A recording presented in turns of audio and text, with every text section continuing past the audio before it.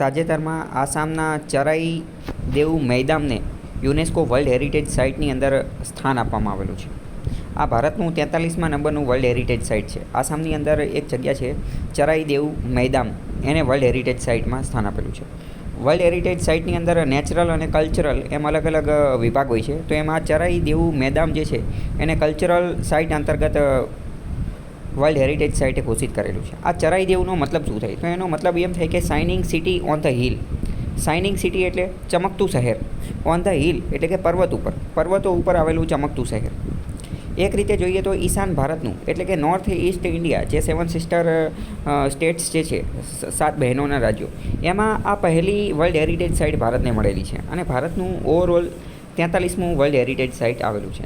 Shining city of the hill એટલે કે ચરાઈ દેવ એટલે કે માઉન્ટેન, પર્વતની ઉપર આવેલું ચમકતું ચળકતું શહેર અથવા નગર.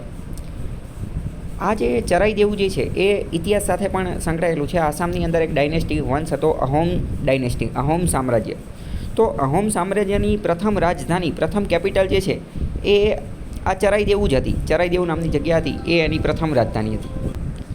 અહોમ રાજવંશના જે લોકો જે છે એ એમના જે પૂર્વજો હોય, એમના પૂર્વજોના જે શબ એટલે કે મરેલી લાશ જે છે, શબ અને એમની જે કિંમતી ચીજ વસ્તુઓ, પ્રેસિયસ થિંગ્સ જે હોય, એને પરંપરાગત સ્વરૂપે મૈદામની અંદર રાખતા હતા. જે વસ્તુમાં રાખતા હતા એને આ લોકો મૈદામ નામ આપતા હતા.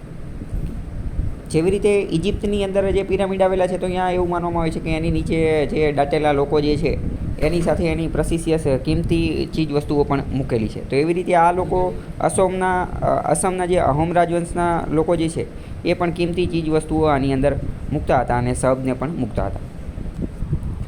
હવે આ જે મૈદામ જે છે, મૈદામ એ ટેકરી જેવો એક ઊંચો ઢાંચો હોય છે અને ઉપરથી માટીથી ઢંકાયેલો હોય છે. અને એની નીચે જે છે એ એક કરતાં વધુ ઓરડાઓ હોય છે.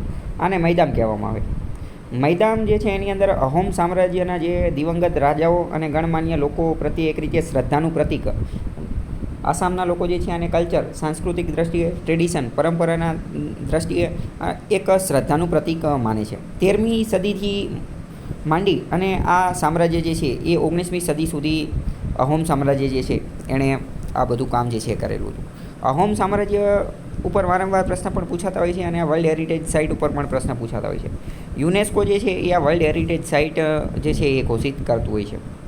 અહીંયા જો તમે જોઈ શકો છો કે આ જે આવી રીતની વસ્તુ જે છે, આને આ જગ્યા જે છે એની વાત કરે છે કે આ ટેકરી જેવી વસ્તુ છે, એટલે કે shining city on the hill એટલે કે ટેકરી ઉપર ચમકતું શહેર. તો આ રીતની જે વસ્તુ જે છે, જો અહીંયા ઉપર જે છે એ એક ટેકરી જેવું છે અને અહીંયા ઘર જેવું છે, અને આની નીચે જે છે એ રહી શકાય એવું હોય, અથવા નીચે જે છે માણસો રહી શકે એ પ્રકારની વસ્તુ હોય છે.